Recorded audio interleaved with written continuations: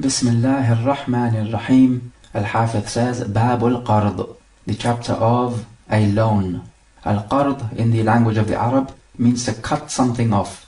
As for in the Sharia technical terminology, it means to give some wealth as an act of kindness to somebody else who will make use of it and then return it back to you. And a qard is permissible from the Quran, from the Sunnah, and the consensus of the scholars, the ijma', and also from sound reasoning.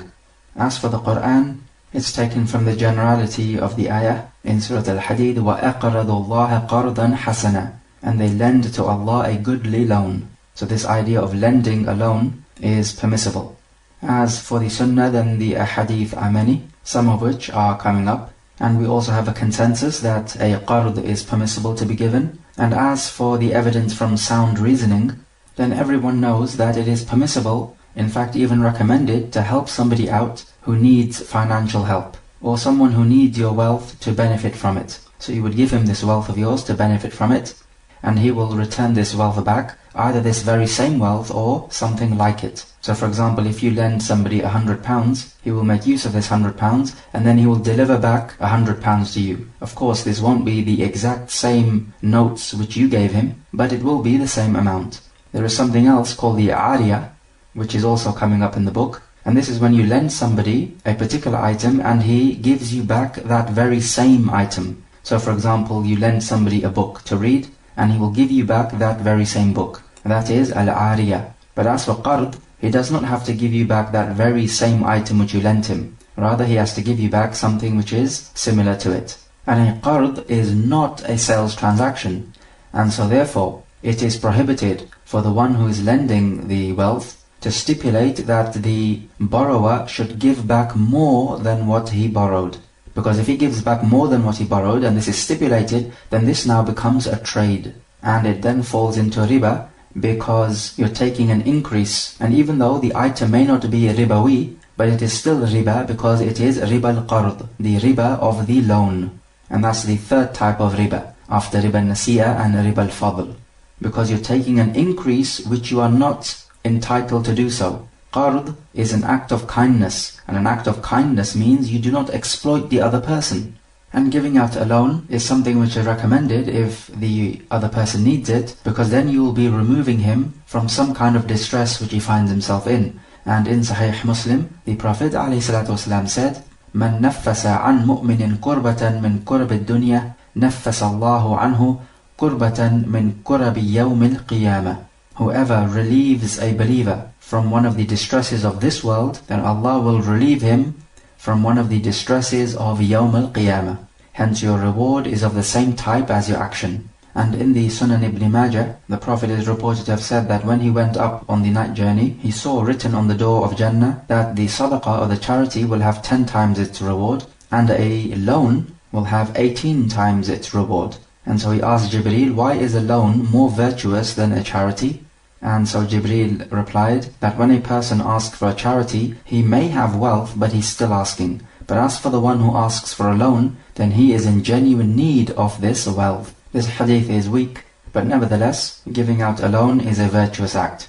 However, we have in Sunan Ibn Majah a hadith which is Hasan لغيره, in which the Prophet said, مَا مِن مُسْلِمْ يُقْرِضُ مُسْلِمًا قَرْضًا مَرَّتَيْنِ إِلَّا كَانَ كَصَدَقَتِهَا مَرَّةً. There is no Muslim who gives 2 loans to a Muslim except that this would equal giving 1 charity. So in other words, 2 loans are like 1 charity in terms of the reward and virtue. And asking for a loan is not the type of asking which is rebuked when you ask people for their wealth. Rather, the Prophet himself took out a loan, as we shall see in the hadith coming up, because the point is here that you're going to return the person's wealth. So you're not just taking his wealth without returning it, as opposed to you taking his wealth and not returning it. So this type of asking can be rebuked if you are not worthy to ask for other people's wealth. So if you're not genuinely poor. And if somebody asks you for a loan and you do not give it to him, then what's the ruling on that? It is permissible because it is not obligatory upon you to give him this loan in the first place. At most, it is recommended for you. Hadith 733, وعن أبي هريرة رضي الله عنه عن النبي صلى الله عليه وسلم قال من أخذ أموال الناس يريد أداءها أدى الله عنه وَمَنْ أَخَذَهَا يُرِيدُ إِتْلَافَهَا أَتْلَفَهُ اللَّهُ رواه البخاري. From Abu Hurairah, the Prophet said, whoever takes the wealth of the people and he wants to repay it, then Allah will repay it on his behalf. But whoever takes the wealth seeking to destroy the other people's wealth thereby, then Allah will destroy him. Al-Bukhari reported it. So with this hadith then we learn that your intention is all important. If you take another person's wealth, be it through a loan, or if you take his money in the bay' as-salam, as he pays you up front, or if you take a pledge from him, a rahan, or if he wants to deposit some wealth with you, because he thinks it will be safe with you, and you take it, and you have this evil intention of not returning it back to him, or denying that he ever left his wealth with you, then if you have this type of evil intention where you're not going to return this person's wealth, so basically you're going to destroy his wealth because he's going to suffer a loss in this case, then, as we always say, your reward is of the same type as your action. And your reward in this case is that Allah will destroy you, meaning to say, He will destroy your wealth and not put any blessing in it. You wanted to harm his wealth, so Allah will harm your wealth. The hadith says, whoever takes other people's wealth wanting to pay it back, then Allah will pay it back on his behalf. So we take from this that the human being has a willpower, and that he's not forced to do everything. And this is a rebuttal against the Jabariyah, who say that humans are forced to do everything by Allah Jalla wa Ala, and that humans do not have a free will of themselves. So they are basically like puppets on a string. And we can clearly feel the difference between an action which we are forced to do and an action which we do out of our own will. For example, if you're suffering a fever and you are shivering, you're not doing this out of your own will, rather you are forced to do so. So you can easily tell the difference between actions which you are forced to do and actions which you do out of your own will. And one time when a person stole and Umar radiallahu anhu wanted to cut off his hand, the person said, I only stole through the will of Allah, so how can you blame me? And so Umar replied, okay, we are cutting your hand off through the will of Allah, so how can you blame us? So the question now is, how does Allah pay off the debt on your behalf if you want to return this wealth back to the person you took it from? We say in this world, Allah will make it easy for you to repay the wealth. So maybe Allah Jalla wa Ala will give you a regular income or a fixed job, and He will make life easy for you to repay the debt. As for if you were to die and you did not have enough wealth to pay off the debt, then Allah Jalla wa Ala will satisfy the creditors however He wills, so that no one will feel oppressed. And from this narration we take that Allah Jalla wa Ala will pay off the debt on behalf of the person who took the wealth. So this is one of the actions which Allah performs. So as for Allah performing actions, then He has always been performing actions. There was never a point in time where the actions of Allah began to exist. But as for the particular individual action which He performs, then this does begin to exist. So we need to notice the difference between the fact that Allah performs actions generally speaking, meaning on a general scale, and the individual action which He performs. So on a general scale, Allah has always been performing actions. There was never a point in time when the actions of Allah began to exist. But as for the particular individual action, then this does have a point in time in which it begins to exist and ends.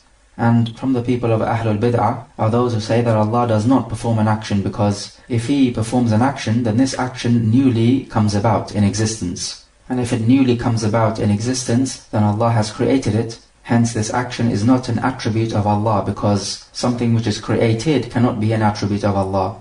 Or they could also say that if Allah performs a new action, then this means that Allah Himself came about newly. And this is of course impossible. There was never a point in time in which Allah began to exist. But in our response to this, we say, as we have just said, that yes, the individual particular actions do have a beginning. But as for Allah performing actions generally speaking, then He has always been performing actions. There was never a point in time in which the actions of Allah had a beginning. For example, creation. There was never a point in time in which Allah began to create. He has always been creating, without beginning. But as for the particular creation which He creates, then this does have a beginning and a point in time. For example, when Allah created you, He created you at a particular point in time. So that action of Allah creating you did have a beginning. But that is a particular individual action of creation. It is not the creation of Allah on a general scale.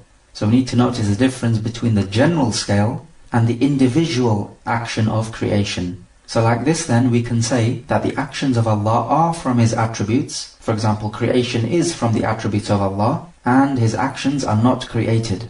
Also we take from this hadith the importance of having good intentions when you deal with other people, as reward and punishment pertains to your intentions. And we have the hadith of the woman from the tribe of Al-Makhzum who used to ask people to lend them some wealth of theirs, and then when the time to return it came, she would deny that she ever asked them for their wealth. Clearly this is a trickery to get around stealing, and the Prophet adjudged that this is stealing and that the hand of this woman must be cut off. So you can see how she was punished because of this evil intention of hers. So you must always remember, when you deal with people, deal with them as you would want them to deal with you. As none of you truly believes until he loves for his brother what he loves for himself. And you love for yourself that others should deal with you fairly, so you should treat them in exactly the same way. Hadith 734. وعن عائشة رضي الله عنها قالت قلت يا رسول الله إن فلانا قدم له بز من الشام فلو بعثت إليه فأخذت منه ثوبين نسيئة إلى ميسرة فبعث إليه فامتنع. أخرجه الحاكم والبيهقي ورجاله ثقات. From Aisha, she says that I said, O Messenger of Allah, such and such a person has arrived from Sham and he has some thick clothing, so would that you would send somebody to take 2 items of clothing from him, and that we will pay him back at a later date when we have the money. So the Prophet sent a person to buy these 2 items of clothing, but this man who was coming from Asham refused. The hadith is sahih.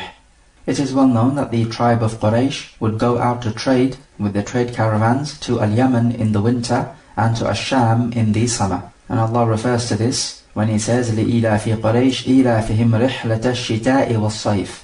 For the taming of the tribe of Quraysh, meaning to say it is a great favor from Allah that He has tamed the tribe of Quraysh, and with this taming of the tribe of Quraysh, Allah caused the Quraysh to set forth in the winter and in the summer, meaning for trade purposes.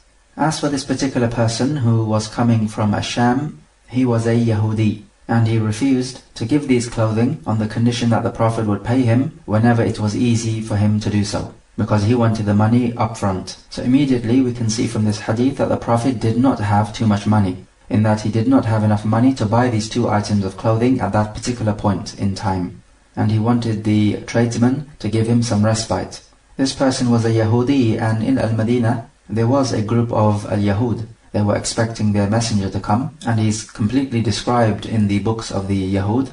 But when they found him to be from the Arab, of course no prophet of Allah could possibly be from the Arab, he has to be from the Bani Israel, so they refused to accept him. And we know that the Yahud had a great envy for Islam. Otherwise this Yahudi knows that it's not like the Prophet is going to take his clothing and not pay back.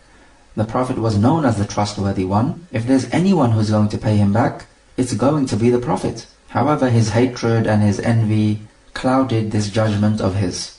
And the Yahud are well known for their corrupt inner convictions and their rebellious nature. And we have known this from the time of Musa a.s. And nothing has changed up until the time of the last Prophet and even up till now, except a few from them whom Allah Jalla wa Ala saved, and they are the ones who followed the final messenger.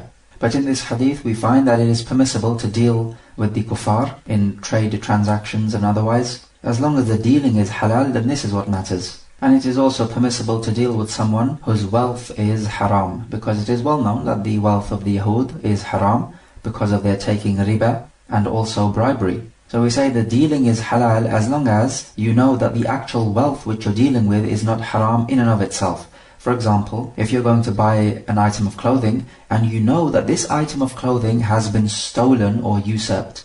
Now this item of clothing now is haram in and of itself. Therefore you're not allowed to deal with it. Neither sell it nor buy it.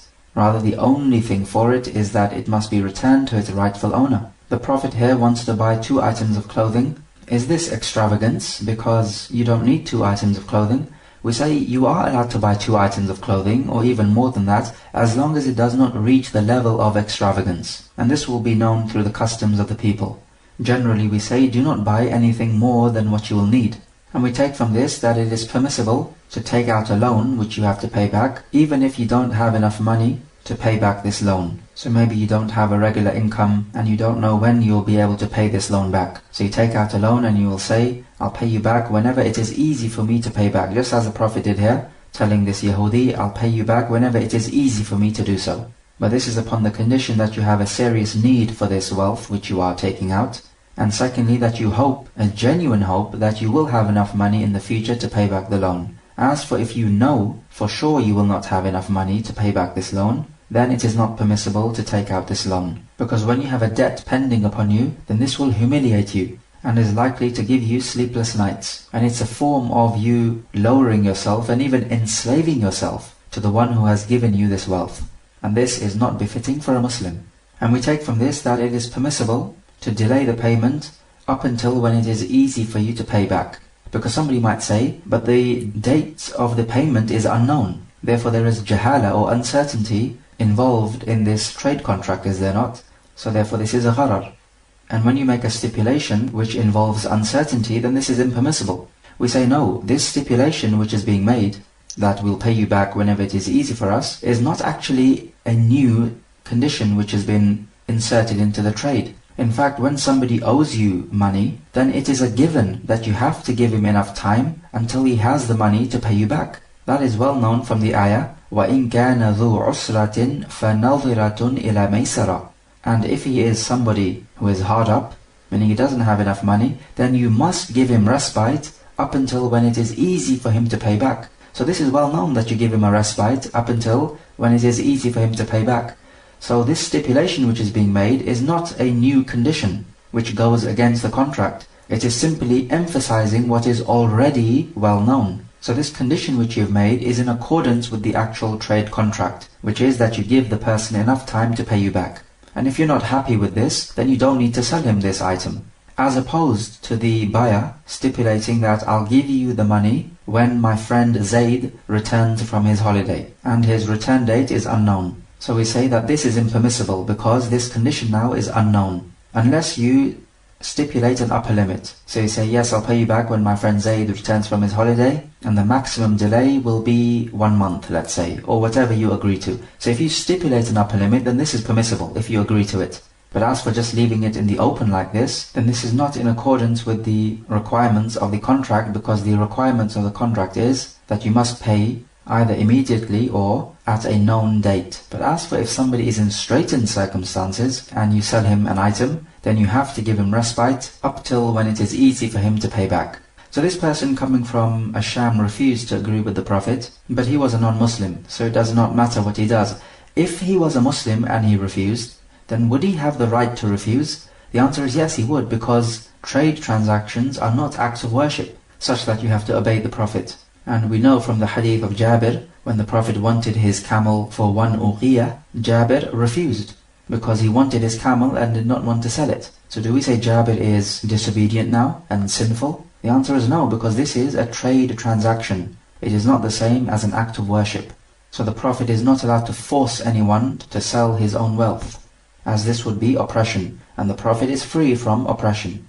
This hadith has been put here under the chapter of a loan, but there is no loan being taken out here. So we say the reason why Al-Hafidh would have put this hadith here is because it resembles a loan. Because a loan is when you pay back later. And in this hadith here, the Prophet is paying this person back later, but at an unknown date. So we say if you take out a loan, it is permissible to pay back at an unknown date, if you both agree to it. The next couple of ahadith are pertaining to ar-rahan, or a pledge. So let us now turn our attention to ar-rahan. Ar-rahan in the language of the Arab means to hold something back, as in the statement of Allah Jalla wa Ala, كُلُّ نَفْسٍ بِمَا كَسَبَتْ رَهِينَ. Every soul is held back with that which it earns. Likewise, كُلُّ امْرِئٍ بِمَا كَسَبَ رَهِينَ. Every person is held back with that which he has earned, meaning to say, of his actions. And ar-rahan also means something which is stationary and settled and fixed. So for example, the Arab would say ma'un rahin, water which is rahin, meaning to say water which is fixed or not running, as opposed to running water. So the ma'un rahin is stagnant water. As for the technical Sharia terminology, a rahan is when you secure a debt by giving something as a pledge, so that if the person is not able to pay off the debt, the price of the debt can be taken from the pledge. Either the whole of the debt, or at least part of the debt can be taken from the pledge. So it's a way to guarantee that your debt will be paid to you. So if a person buys something for, let's say, £500, the seller would say, you can pay me the £500 later, however, you must give me a pledge, such that if you're not able to pay me the money, then I would have the right to sell this pledge and take my money, which is owed to me. The pledge does not have to be equal to the debt. It could be worth more than the debt, or it could be worth less than the debt. And all of this is permissible. This pledge is normally an item which is left with the seller or the person you owe the debt to. But the question is it permissible to leave a debt as a pledge? And to illustrate this, you buy a computer from somebody for £500, and the seller wants you to leave a pledge. Just in case you're not able to pay him the £500, he can sell this item and recover his money. However, instead of you giving him a pledge, say for example your car, you tell the seller, there is somebody else, a friend of mine, who owes me £500. So this debt which he owes me, I will put as a pledge to you, so that if I am not able to pay you this £500, you can go to my friend and recover this £500. So from the ulama are those who say this is not permissible because this is selling a debt for a debt, because this debt is owed to you by your friend, and so it is like you are selling this debt to the seller in return for the computer, and they say this is impermissible. However, it appears that the correct opinion is that this is permissible, and it is just like saying that I owe you £500 and my friend is going to guarantee that I pay you the £500. So he's going to be a guarantor, so that if I cannot pay you the debt, then my friend will definitely pay you. And this appears to be the correct opinion because the original ruling when it comes to business transactions is that they are permissible, unless there is evidence otherwise. And this appears to be perfectly permissible because it is your friend acting as a guarantor. And the rahan is a type of contract which is not binding for the seller, but it is binding for the buyer. So the buyer is the one who is going to give this pledge. So he's not allowed to take this pledge back, it's binding from his side. However, the seller is allowed to annul this contract. So he is allowed to say, okay, you can take your pledge back, I don't want it anymore. So the seller is allowed to annul it, but the buyer is not. So what type of things can be given in a pledge?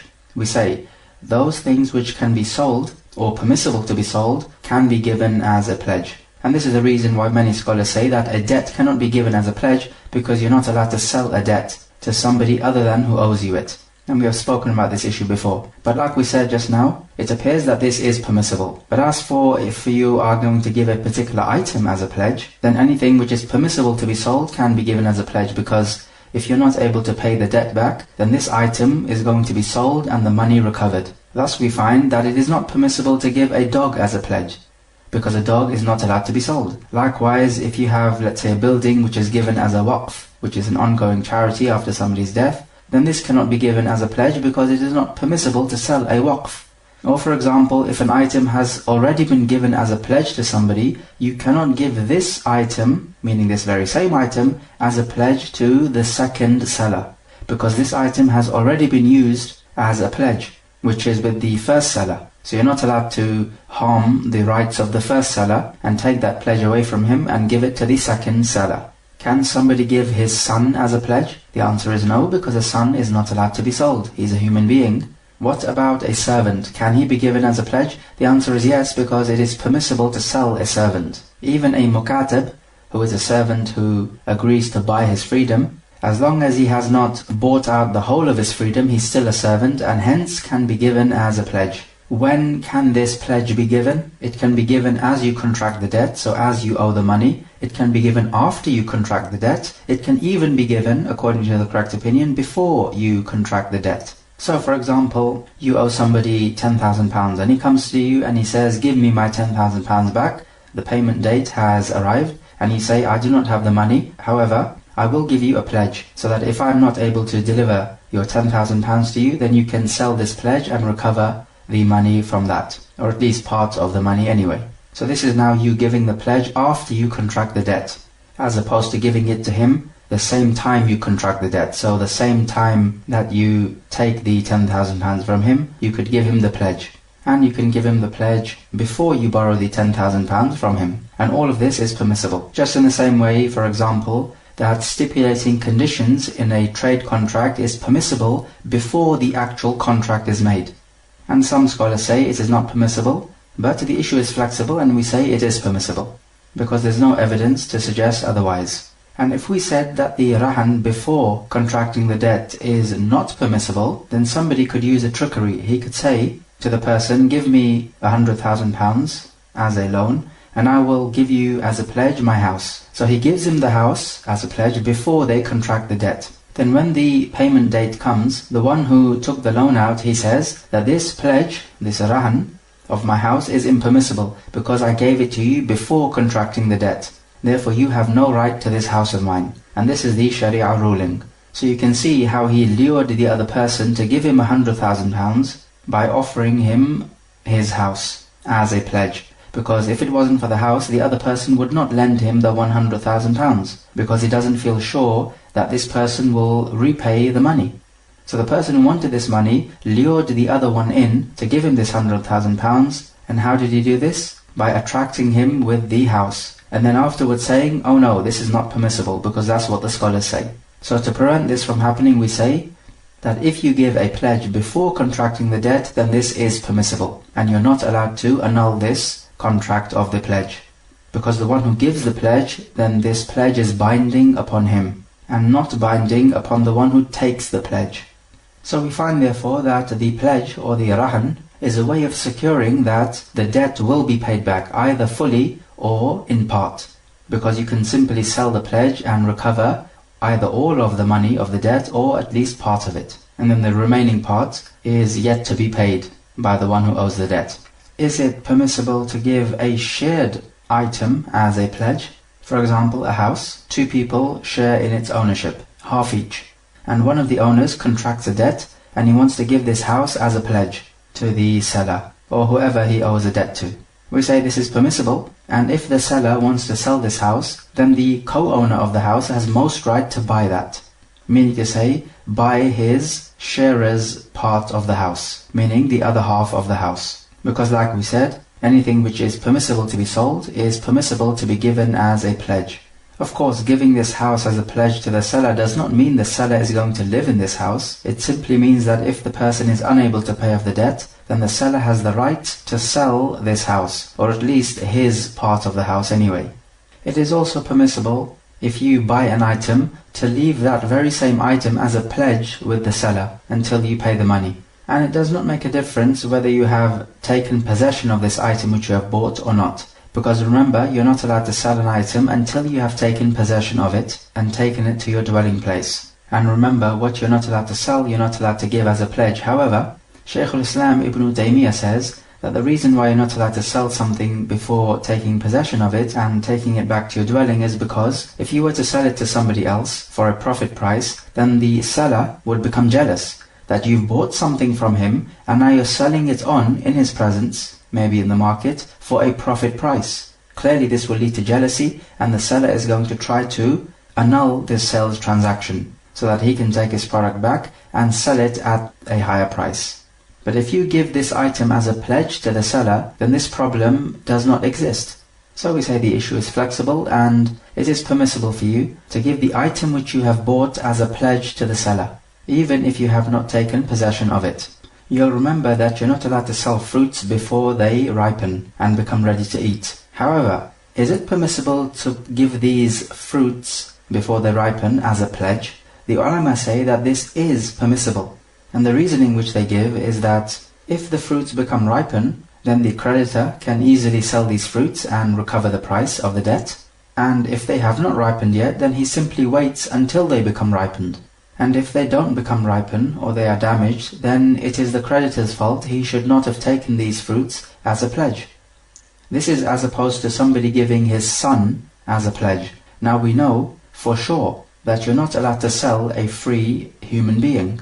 Hence this cannot be given as a pledge aslan, from the very first place. Whereas fruits can be sold, so they can be given as a pledge even before they ripen, because you simply wait until they ripen. But the same thing is certainly not true for a free human being or for a dog, for example. because a dog can never be sold in any circumstance. And from the scholars are those who say that the rahan does not become binding on anyone until it has been taken possession of, so that the creditor takes possession of this rahan, then it becomes binding on the debtor, the one who owes the debt. And they use as their evidence, وَإِن كُنْتُمْ عَلَى سَفَرٍ وَلَمْ تَجِدُوا كَاتِبًا فَرِهَانٌ مَقْبُوضًا. And if you are on a journey and you don't find any person to write down the contract which you're making, then you must give a pledge which is ceased. So the one whom you owe the debt, he ceases this pledge of yours, meaning takes possession of it. But the correct opinion on this issue is that it is not a condition that he should take possession of this pledge for this pledge to become binding on you, and that he does not need to take possession of this pledge and it is still binding upon you, so that you're not allowed to annul this contract. Through the mere agreement of the contract, it becomes binding upon you if you are giving this pledge. And the evidence for this, Allah saying, Ya ayyuhalladhina amanu awfu bil-uqud. O you who believe, fulfill your contracts. And if you made a contract of a pledge, then you must fulfill it by way of obligation. And this contract, which the ayah speaks about here in Surah Al-Ma'idah, is pertaining to a trade contract, marriage contract, a rahan contract, all types of contracts. Likewise, Allah saying, وَأَوْفُوا بِالْعَهْدِ إِنَّ الْعَهْدَ كَانَ مَسْئُولًا. And fulfill your agreements, because the agreements which you make will be questioned. So you will be questioned on Yawm al-Qiyamah, did you fulfill the contract and the agreements which you made?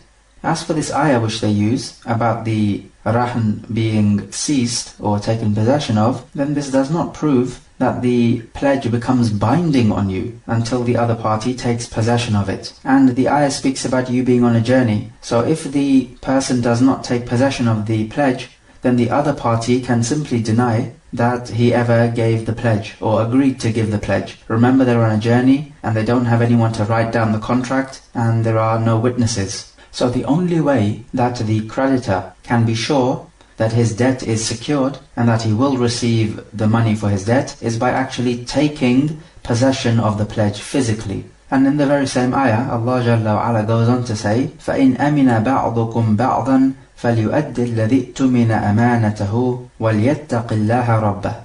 Then if one of you entrusts the other, then let the one who has been entrusted discharge his trust and let him fear Allah his Lord. So when he discharges his trust, it is when he gives the pledge to the creditor. So basically here, the contract of the pledge was made and the pledge was not actually handed over. But Allah says that if you are entrusted, then you must hand over the pledge to your creditor. The creditor, of course, the one to whom you owe the debt.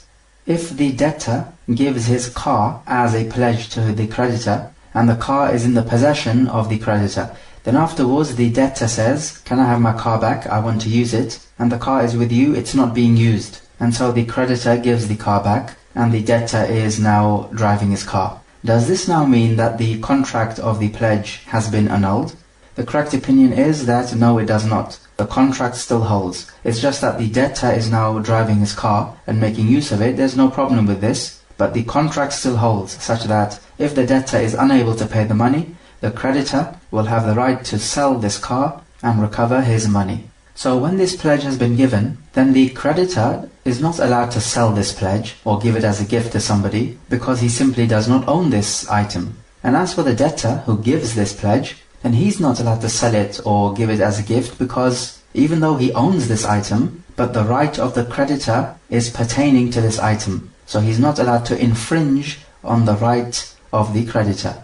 However, if we have a scenario like the pledge being, let's say, a house. Now neither the debtor nor the creditor is allowed to sell the house or give it as a gift. But what about if the debtor wants to rent this house out? Is the creditor allowed to say, no, I do not give you permission? We say no, the creditor is not allowed to do this, because if one of the party asks the other party to do something with this pledge which does not harm the rights of the other party, then it is wajib upon the other party to agree to this request. So if the debtor asks the creditor, I'd like to put my house up for rent, now this is not going to harm the creditor. Therefore we say the creditor must give permission, because if he does not give permission, then this will be a waste of wealth, because the house will just be sat there doing nothing, and there will be no benefit coming from this house. However, if the debtor wants to rent out this house to somebody who will destroy the house, for example, or somebody who is careless, then in this case we say the creditor is within his rights to refuse. Because if this house is damaged, then the rights of the creditor are going to be damaged. Because the creditor wants this house to be in good condition. So if he has to sell it, then the house needs to be in crisp condition. If the creditor wants to put this house up for rent, and this is not going to damage the debtor, then we say yes, the debtor must give permission. And in this case, the rent which comes from the house, the creditor will take it as part of the debt which is owed to him. What happens if the debtor gives to the creditor a servant as a pledge? Is the debtor allowed to free this servant? We say no, he's not allowed to free the servant even though he owns the servant. And the reason why he's not allowed to free the servant is because the rights of the creditor are pertaining to this servant. Unless of course the creditor gives him permission to do so. And if he was to free this servant without taking the permission of the creditor, we say that the servant is not free, because this is an invalid action. So its presence is like its absence. So if the rahan is given to the creditor, then this rahan, or this item, is an amana with him. It is a trust. So what does this mean? It means that if this amana, or this trust, which is the rahan, is damaged without the creditor being at fault, then we say the creditor is not a guarantor, so he does not hold any responsibility. So if this rahan is damaged without the creditor being guilty of negligence, or without him being guilty of doing something with the rahan which he should not be doing, so without these two conditions, then we say that the creditor is not a guarantor, and he does not have to pay for the damages or loss. So when you are negligent and you do not do something which you should be doing, then this is called at-tafrit. And an example of this, if a camel is given to the creditor as a rahan or a pledge, and the creditor does not look after the camel and leaves it out in the cold so that the camel dies, then clearly this is negligence on the part of the creditor. So we say in this case the creditor must pay for the loss, because he was negligent. On the other hand, he could do something which he is not supposed to do. For example, a camel is given as a pledge to the creditor, and the creditor uses the camel in such a way so as to damage the camel. Maybe he puts on a load far too much for the camel to bear. So when you do something which you're not supposed to do, then this is called at-ta'addi, which is when you overstep the limit. So the point is, if the creditor is not guilty of tafrit nor ta'addi, then we say that the creditor does not have to pay for the loss if the rahan is damaged. And if the creditor is not responsible and the rahan is damaged, then we say that the cost for fixing this rahan does not come out of the debt, simply because the creditor is not responsible. For example, if a car is given as a pledge to the creditor, and accidentally the car is damaged through maybe fire, or perhaps some vandals came and they damaged the car, and the car was parked in a safe garage, but they broke into the garage and they damaged the car. So clearly the creditor did what he was supposed to do. He is supposed to put the car in the garage where it is safe. However, some people came in, broke into the garage and damaged the car. Clearly this is not the fault of the creditor. The creditor did what he is supposed to do. So in a case like this, the creditor is not responsible for the damage and he does not have to pay for the loss, and the cost of repairing the car does not come out of the debt which is owed to the creditor. Or if, for example, he has parked the car and a strong hurricane or a tornado comes and damages the car, then again this is no fault of the creditor, and the cost of repairing the car does not come out from the money which is owed to him. What about this scenario? The debtor gives 2 sheep to the creditor as a pledge, and through the qadr of Allah purely, one of the sheep dies through no fault of the creditor. Let's say that the debt which was owed to the creditor is £100. So now one of the 2 sheep has died. Does this now mean that the creditor now can only redeem £50 from the other remaining sheep? The answer is no. He can redeem the whole £100. So just because 1/2 of the total pledge has been destroyed does not affect the debt which is owed to the creditor. So we simply say that part of the pledge being destroyed does not affect the debt which is owed to the creditor, and that the creditor can use the remaining part of the pledge to redeem his total debt. What about this scenario? A person owes £500 to his creditor, and as a pledge he gives 5 sheep. So mathematically that would be 1 sheep for every 100 pounds which he owes. Now let's say he pays back 300 pounds out of the total 500 pounds. Does this now mean that he can take back 3 sheep because we said that 1 sheep is 100 pounds? The answer is no. He can only take back his 5 sheep when he fully pays the debt. So we say that him paying back part of the debt does not have an effect on the rahan. And we just said previously that part of the rahan being destroyed does not have an effect on the debt. So whichever direction you go, it does not have an effect. The whole rahan can only be taken back when the full debt has been paid. What about this scenario? The debtor owes to the creditor £10,000 and the creditor says, I want you to give me a pledge to secure this debt.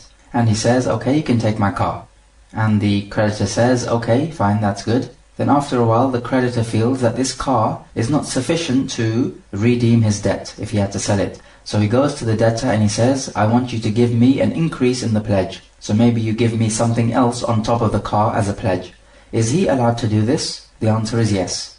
Because he is simply securing his debt, which he is allowed to do. So though he is allowed to ask for an increase in the pledge, we cannot force the debtor to give an increase. But if they both agree to increase the pledge, then this is permissible.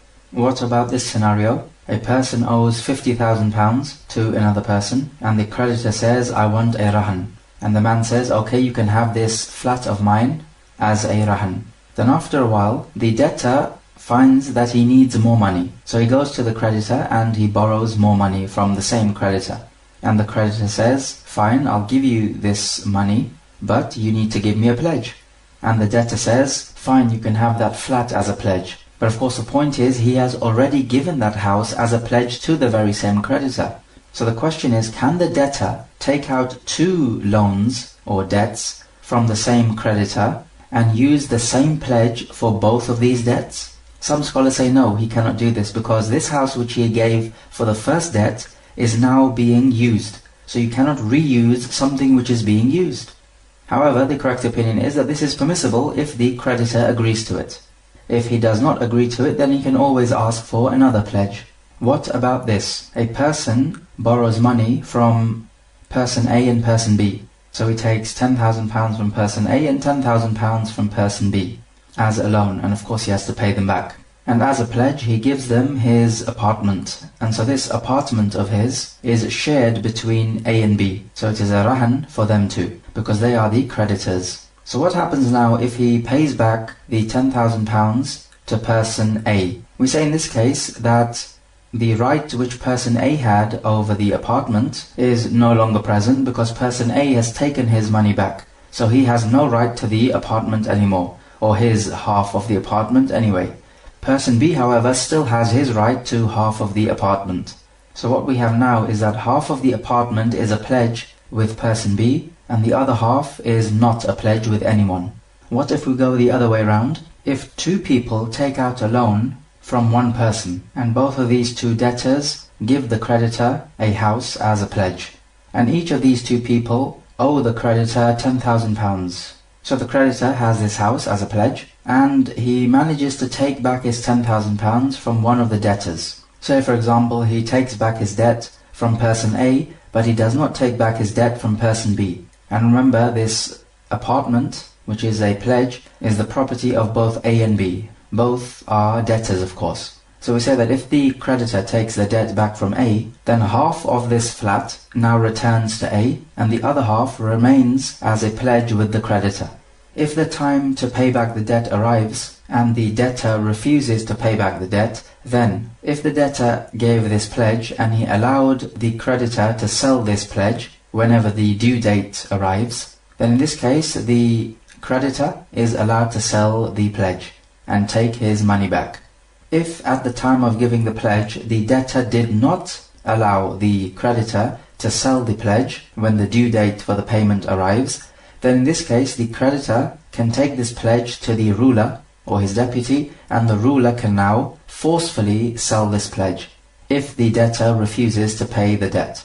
If the debtor does not have enough money, then as the Quran says, that he must be given a respite until it is easy for him to pay off. What if we have a situation where a pledge is to be given, but the creditor and the debtor do not agree where the pledge should be kept? So the creditor says, I want the pledge to be kept where I want it to be kept, and the debtor says, no, it will be kept where I want it to be kept. So in a case like this, we take the matter to the court and the judge will decide where the pledge is to be kept, and he has to choose a neutral position. So if this neutral third party now sells the pledge in order to give the creditor his money, and if this money now is destroyed in the possession of this neutral third party who is a just person, then we say that the guarantor is the debtor, not this neutral third party, as long as this neutral just third party was not guilty of tafrit nor at-ta'addi.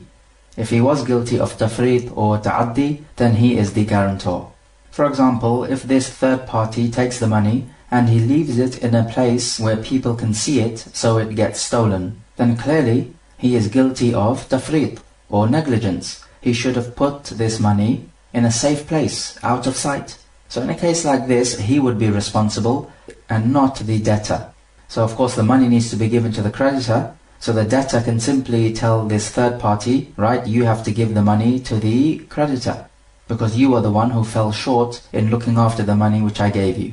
So what about this example? The pledge is with a neutral third party, and this person is a just person, of course. When the time to pay the debt comes, this neutral third party has been given the permission by the debtor to sell the pledge and recover the money to be given to the creditor.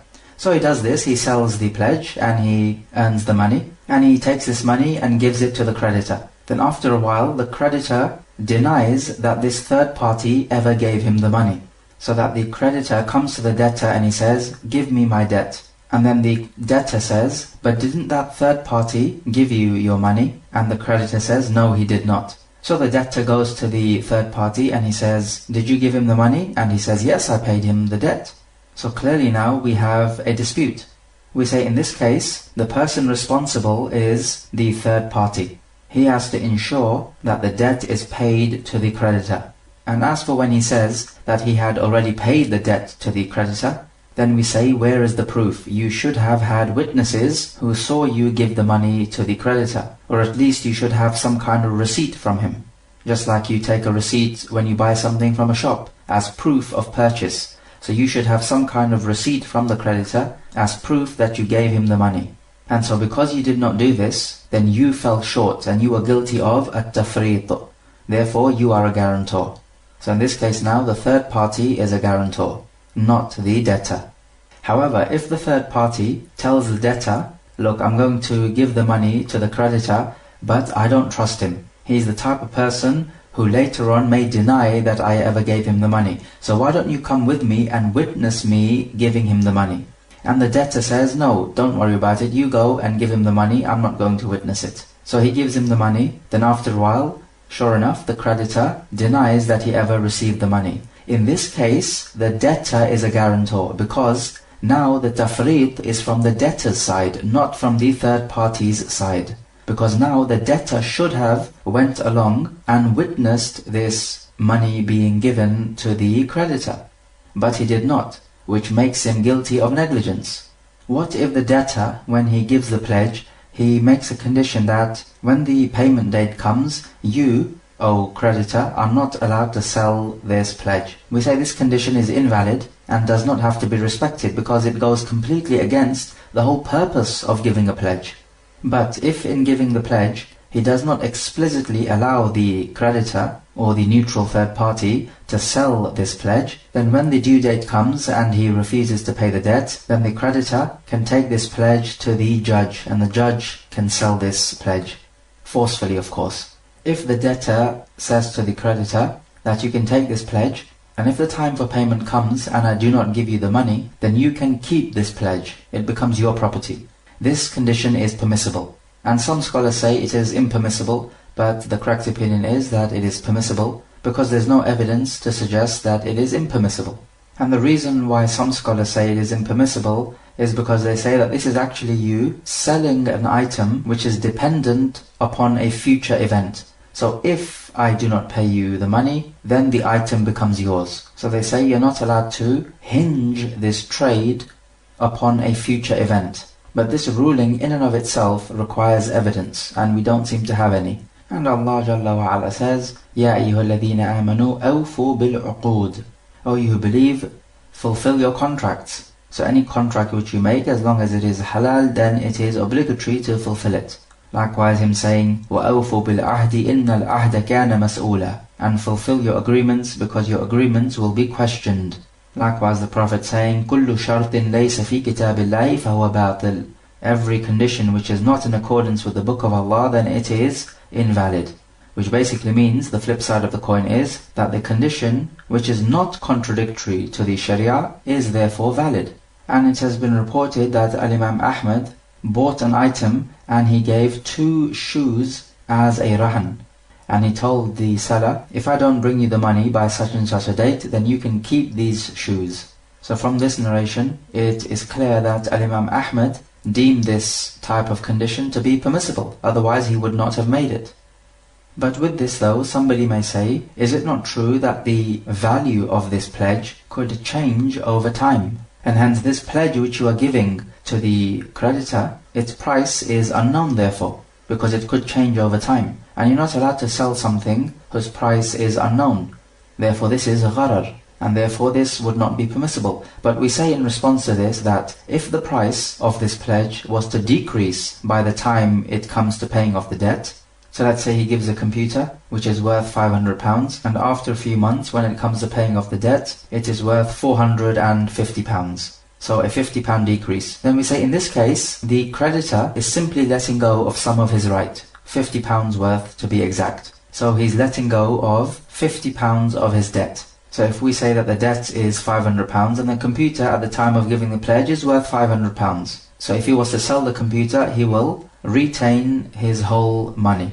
But when it comes to paying off the debt, the computer is only worth £450. So at most he can now receive £450, whereas his debt which is owed to him is £500. So in a case like this, we simply say that the creditor has foregone £50 of his debt which is owed to him. And that's his right which he has chosen to drop. Otherwise it was easy for him not to accept this condition. The creditor could have easily said, no, I want my £500 come what may. But when he chose to accept this condition and take possession of the computer, if the debtor could not pay the debt off, then he knew that the value of the computer could decrease. So he knew that he may be in for a loss. And despite knowing this, he accepted this condition. Therefore we say it is fair play. And nobody was forcing him to accept this condition. What about if the value was to increase? Then if the value of the computer, let's say, increases to £550, then there's no way that the debtor is going to allow this computer to enter the possession of the creditor. Rather, he's going to pay off the £500, because otherwise he'll be losing out on a computer which is worth £550, and that's more than the debt which he owes. So he'll be losing out on more money. So in this case now, there's no way that the debtor is going to delay the payment. So we say in conclusion that there is no gharar involved, because there is nothing wrong with the creditor letting go of some of his debt. This is if the value of the pledge was to decrease. And as for if the value of the pledge was to increase, then there's no way that the debtor is going to delay making the payment. What happens in a case when the debtor and the creditor disagree about the amount of debt which is owed? So when the payment date comes, the creditor says, you have to pay me £5,000 debt. And the debtor says, no, it was not £5,000, it was £500. So now we have a dispute. So in a case like this, we say that the original ruling, or that the asl is, that we will accept the statement of the debtor, because he is the one who owes the money, and he says it's £500 which he owes. And the creditor is claiming that it's an increase. So the one who makes a claim, he needs to provide evidence. So if the creditor can provide evidence that it is in fact £5,000, then we go by his statement. If he cannot provide evidence, then we make the debtor take an oath that it is £500, and we go by his statement. However, if we have an indication, then we go by the indication. For example, if in this case we look at the pledge, and the pledge is an expensive sports car, then in this case we have an indication which tells us that the creditor is speaking the truth. Because if the debt is £500, as the debtor claims, you would not normally give an expensive sports car as a pledge for a debt for only £500. It is more likely to be £5,000. So now, because we have a qarina, or an indication, which helps us decide the case, we will rule in favor of the creditor. But if we do not have an indication, or the situation is too close to call, then we would go with the asl, which is that we accept the statement of the debtor, because the debtor is the one who owes the money, and anyone who owes the money, then we would go by his statement, because then the other person who claims that the debtor owes more money, he is the one making the claim. This extra money is the claim which is being made, and a claim requires evidence. Okay, let us take some review questions. So question number 1. Define the word qard linguistically and shar'an, and explain how it differs from an ariya. Question number 2. Define the word ar-rahan linguistically and technically in the Sharia. Question number 3. If the debt is £10,000 and you give as a pledge 2 cars and then you pay back £5,000, can you take back one of the 2 cars? Explain this situation. Question number 4. In the case of a dispute as to how much the debt is, then in the absence of any evidence, whose statement would we accept and why?